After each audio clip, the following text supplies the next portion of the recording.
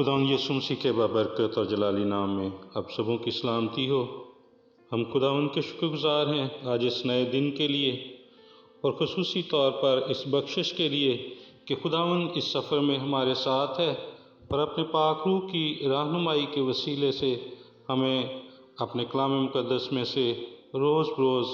نئی باتیں سکھا رہا ہے۔ ہم اس ویک میں خدا کی محبت کے بارے میں جان رہے ہیں، اور خدا کی محبت جو ہے وہ اگاپے محبت ہے، یعنی غیر مشروط، اور اس کی مثال اس نے اپنے بیٹے کو ہمارے لیے اس دنیا میں بھیج کر دی اور اسے ہمارے لیے قربان کیا، تاکہ جو کوئی بھی اس پر ایمان لائے ہلاک نہ ہو بلکہ ہمیشہ کی زندگی پائے۔ اور یہ محبت ایسی محبت ہے جو خود کو قربان کر کے دوسروں کے لیے محبت کا اظہار کرنا ہے، جس کی مثال خداوند یسوع مسیح نے ہمیں دی کہ اس نے باپ کی فرمانبرداری کرتے ہوئے باپ سے بھی محبت کا اظہار کیا، اور پھر اپنے بھائیوں کے لیے اپنی جان دے کر بھی اس کا اظہار کیا۔ اس لفظ کا استعمال نئے عہد نامے میں بکثرت ہوا ہے، جبکہ اگر ہم گریک لٹریچر میں دیکھیں تو وہاں پر ہمیں اس کا استعمال بالکل نہ ہونے کے برابر، یعنی بہت کم نظر آتا ہے۔ یہ یونانی لفظ ہے، لیکن اس کا استعمال صرف اور صرف بائبل مقدس میں نئے عہد نامے میں کثرت کے ساتھ ہوا ہے۔ اور آج کے دن کلام مقدس میں سے جو ہمارے لیے تلاوت ہے، خدا کی محبت اور اس اگاپے محبت کو جاننے کے لیے تو اس کی مثال ہمیں آستر اس کا 4 باب اور اس کی 11ویں آیت سے لے کر 16ویں آیت میں ملتا ہے۔ اور کلام مقدس میں لکھا ہے، بادشاہ کے سب ملازم اور بادشاہی صوبوں کے سب لوگ جانتے ہیں کہ جو کوئی مرد ہو یا عورت بے بلائے بادشاہ کی بارگاہ اندرونی میں جائے، اس کے لیے بس ایک ہی قانون ہے کہ وہ مارا جائے، سوا اس کے جس کے لیے بادشاہ سونے کا عصا اٹھائے تاکہ وہ جیتا رہے۔ لیکن 30 دن ہوئے کہ میں بادشاہ کے حضور نہیں بلائی گئی۔ انہوں نے مردکی سے آستر کی باتیں کہیں۔ تب مردکی نے ان سے کہا کہ آستر کے پاس یہ جواب لے جائیں کہ تو اپنے دل میں یہ نہ سمجھ کہ سب یہودیوں میں سے تو بادشاہ کے محل میں بچی رہے گی، کیونکہ اگر تو اس وقت خاموشی اختیار کرے تو خلاصی اور نجات یہودیوں کے لیے کسی اور جگہ سے آئے گی، پر تو اپنے باپ کے خاندان سمیت ہلاک ہو جائے گی۔ اور کیا جانے کہ تو ایسے ہی وقت کے لیے سلطنت کو پہنچی ہے۔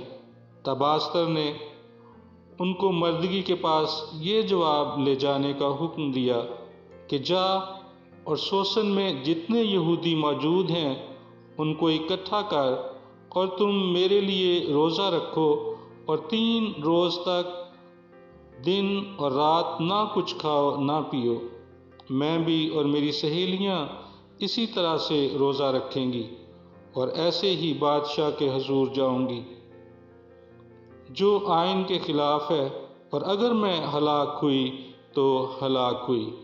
خداوند آج کی تلاوت کے وسیلے سے ہم سبوں کو کثرت کے ساتھ برکت بخشے، آمین۔ آستر کی کتاب بائبل مقدس میں ان 2 کتابوں میں سے ایک ہے جو خواتین کے نام کے ساتھ منسوب ہیں۔ یہودی معاشرے کے مطابق خاتون کو اتنی اہمیت نہیں دی جاتی تھی، لیکن یہ خداوند کا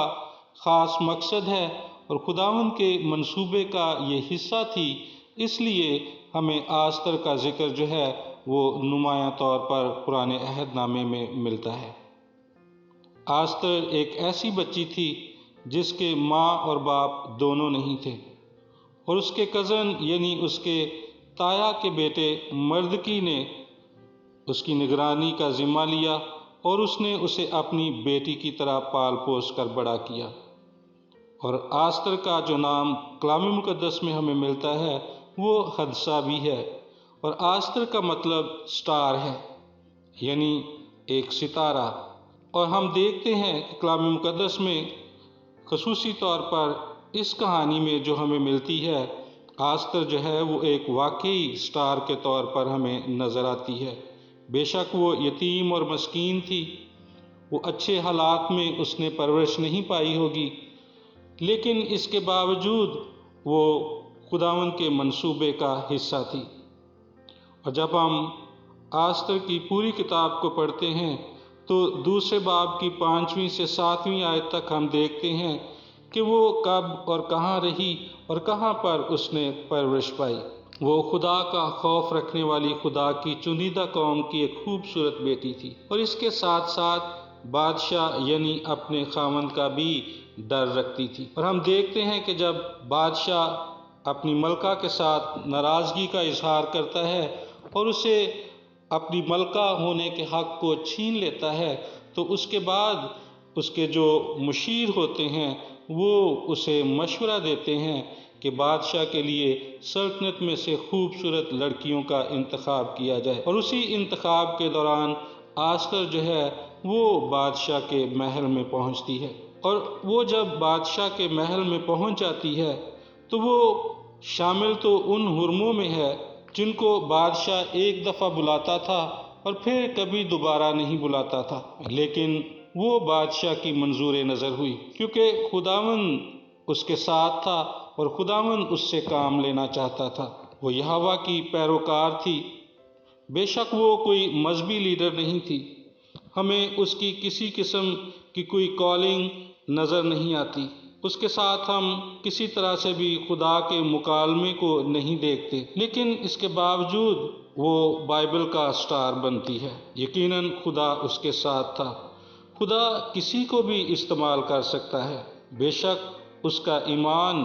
ابراہم جیسا نہیں تھا اور نہ ہی دانیل جیسی وہ راست باز تھی، مگر وہ خدا کے منصوبے کا حصہ تھی۔ وہ ملکہ بننے کے بعد بھی مرد کی یعنی اپنے نگران جس نے اس کی پرورش کی تھی، اپنے کزن کی جس نے اسے پالا تھا، اس کی وفادار تھی اور اس کے مشوروں اور حکموں پر عمل کرتی ہوئی ہمیں نظر آتی ہے۔ وہ ملکہ بننے کے بعد بھی کسی قسم کا غرور نہیں کرتی، بلکہ وہ حلیمی اور فروتنی میں ہمیں نظر آتی ہے۔ وہ اتنی پراعتماد نہیں تھی، اسی لیے وہ دوسروں کے مشوروں پر انحصار کرتی تھی۔ کبھی وہ مردکی سے مشورہ لیتی تو کبھی وہ ہیجان سے مشورہ لیتی، اور اس طرح سے وہ بادشاہ کے محل میں اپنا وقت گزار رہی تھی۔ اور جب ہم نے اس تلاوت کو سنا تو اس میں ہم دیکھتے ہیں کہ 16ویں آیت میں ہمیں نظر آتا ہے کہ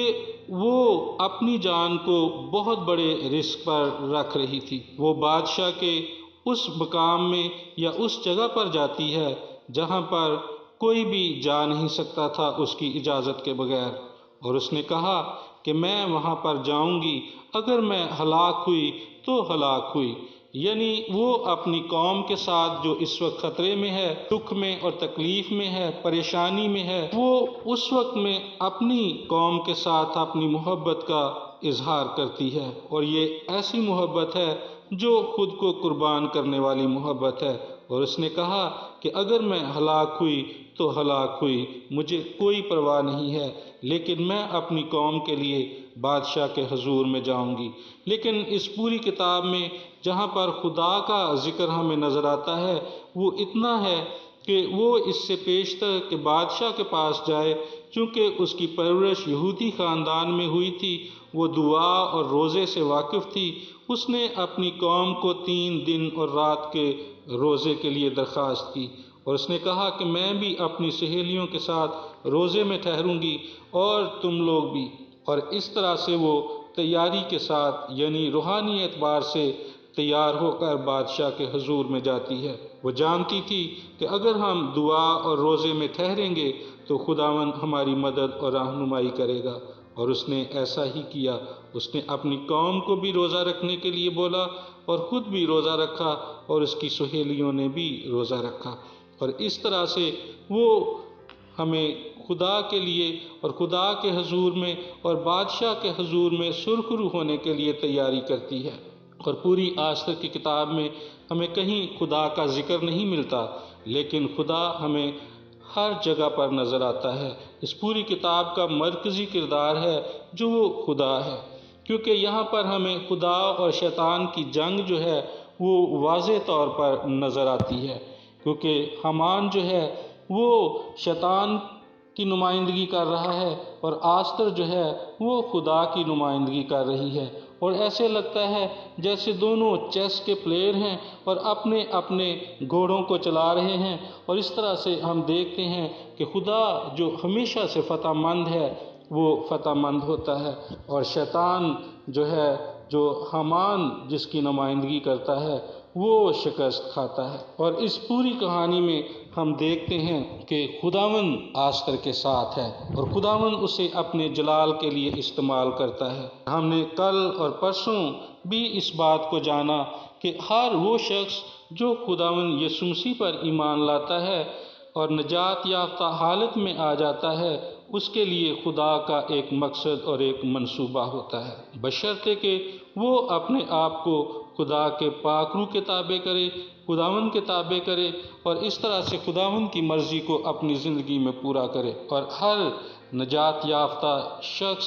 جو ہے وہ بھلے کوئی بھی کام کرتا ہو، کسی میڈیکل لائن میں ہے، کاروبار میں ہے، یا کہیں پر بھی ہے، جہاں کہیں بھی ہے، خدا کا اس کے لیے ایک مقصد ضرور ہے۔ اس مقصد کو پورا کرنا اسی بات میں چھپا ہوا ہے کہ اگر میں ہلاک ہوا تو ہلاک ہوا، جیسے آستر کہتی ہے، کیونکہ ہم غیر مسیحی معاشرے میں بستے ہیں۔ ہم جب بھی خداوند یسوع مسیح کو اپنے بدن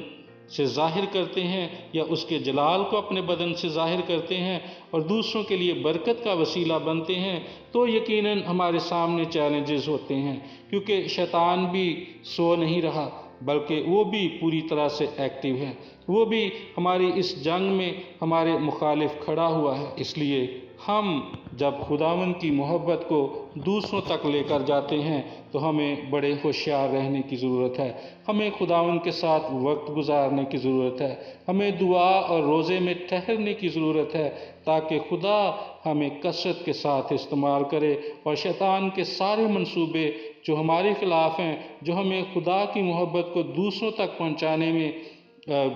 پریشانی کا سبب بنتے ہیں، ان سب کا سامنا کرنے کے لیے، ان پر غالب آنے کے لیے دعا اور روزہ جو ہے وہ ضروری ہے۔ اور جب ہم اس اپنے ایڈونٹ سیزن میں ہیں اور کرسمس کی تیاری کر رہے ہیں، تو پھر ہمارے لیے دعا اور روزے میں ٹھہرنا بھی ضروری ہے، تاکہ ہم جو خدا ہماری زندگیوں سے اپنا منصوبہ چاہتا ہے اسے پورا کر سکیں۔ کاش کہ خداوند ہمیں یہ فضل بخشے کہ ہم بھی آستر کی طرح سے یہی کہیں کہ اگر میں ہلاک ہوا تو ہلاک ہوا۔